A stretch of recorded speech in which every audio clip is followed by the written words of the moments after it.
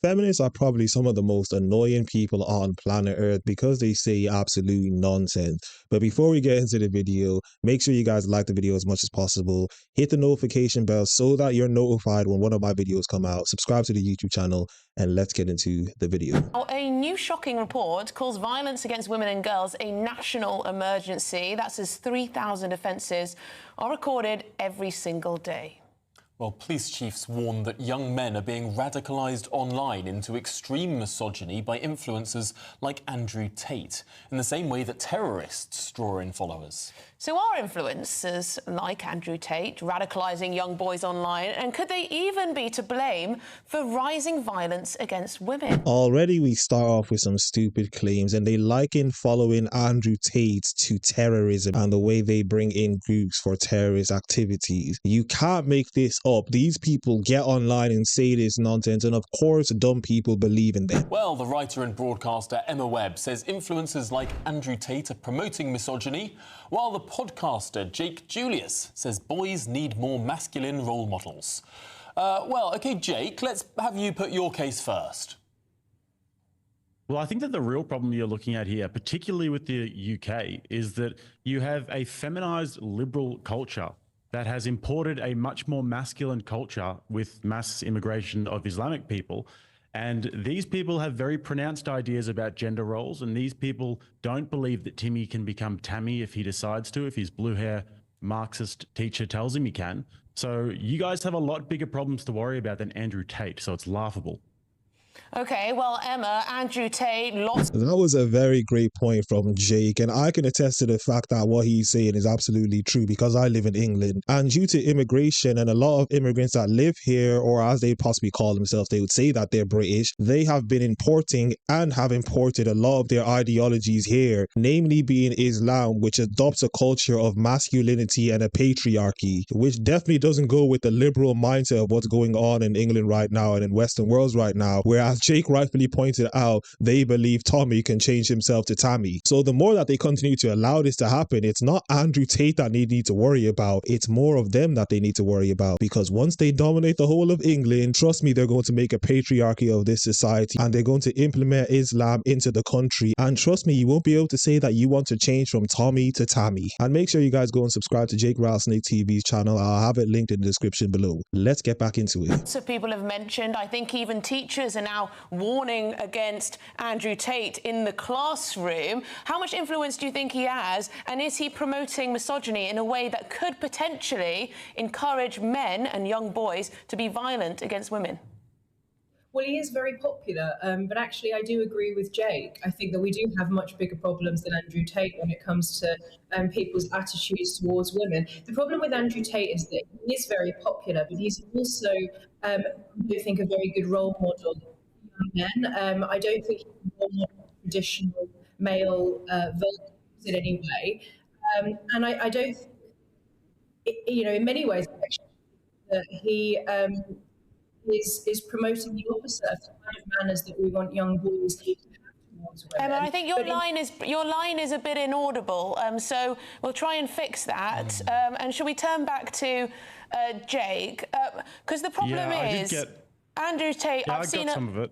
Jake, I've seen a lot of clips of Andrew Tate, and I've watched some interviews with him, and he seems to almost be radicalising himself. He seems to have gone from sort of promoting, men need to stand up for themselves and be strong partners to women, to actually women are property and women are of lesser value. Do you think that's fair to say, that he's got more extreme in his position?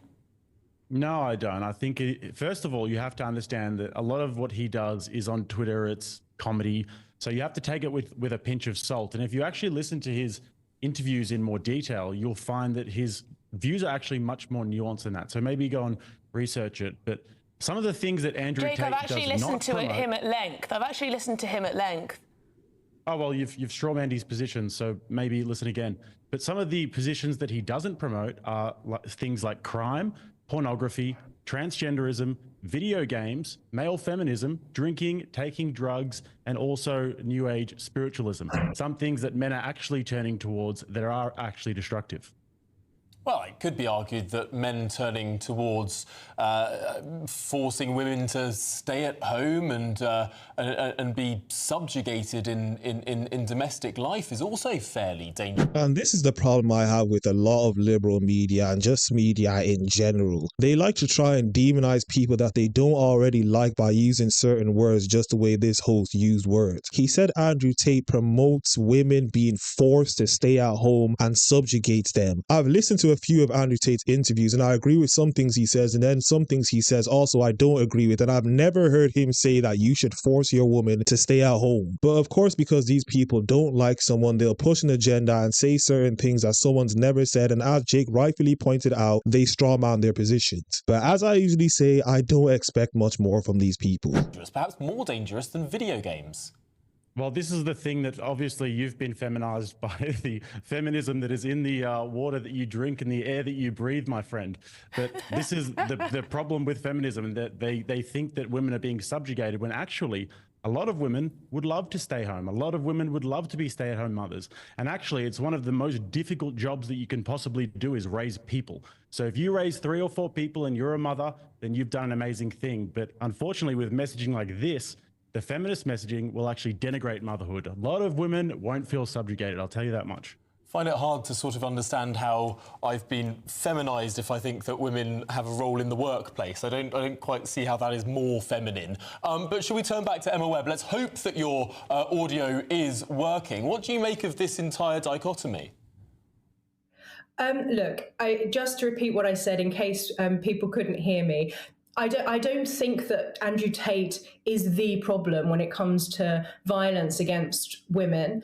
I think that he's not a good role model for young men. I think that men lack good role models. Many men, increasingly young boys, are living in households where they don't consistently have a father present. And I actually think that Jake is right about mass migration. Do you think that people leave their misogynistic culture at the border when they migrate to a new country? No, of course they don't. And there was one example recently of somebody who raped a child in Germany and was somehow in the UK for 5 months before being arrested. So we have all sorts of problems beside Andrew Tate, but that doesn't mean that he isn't a malign influence in the sense that he isn't a good role model. And I think actually the way that the term misogyny is used can also be a problem, because very often people are accused of sexism if they open a door for a woman or pull out a chair for a woman. But actually, I think restoring some of those traditional manners between men and women would actually deal with part of the problem, because many of the ways that people now behave towards women, particularly influenced by pornography culture. I mean, more than half of sexual offences committed against children, according to the NPCC, are committed by other children. So you have all of these other problems, and the real elephant in the room, of course, is the fact that we effectively have no control over our border. We do not know who is coming in, and of course, that's going to put women and children at risk.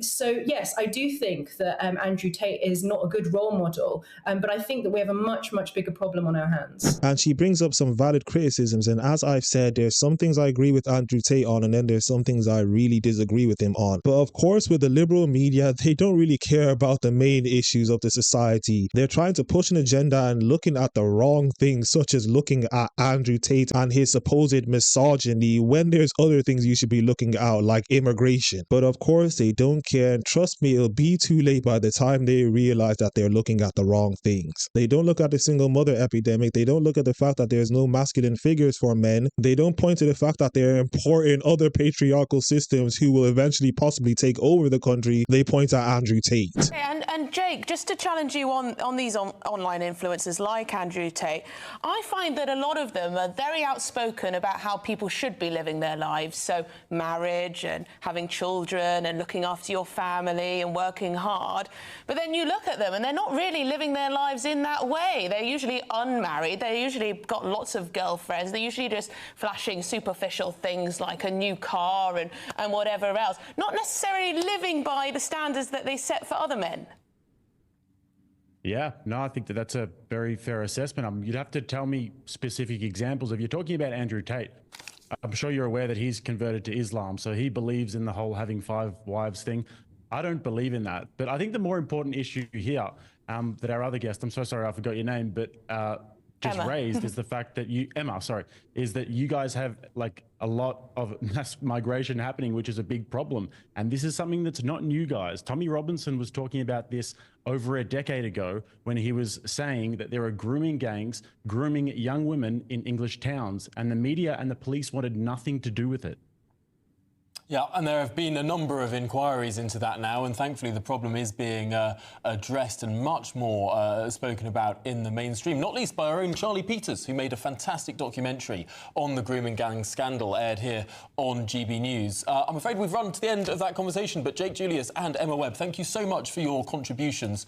Really interesting stuff. Yeah, they don't really care about grooming gangs and things like this that's going on in England right now. They just care about pointing at Andrew Tate because it hurts their feminist feeling. But anyway, that was another video. As I usually say, if you guys enjoyed the video, like the video as much as possible. Hit the notification bell so that you guys are notified when one of my videos come out. If you hit that notification bell, you'll get notified. Subscribe to the YouTube channel. Follow me on Instagram and X at YinkaThatGuy as per usual. And I am out.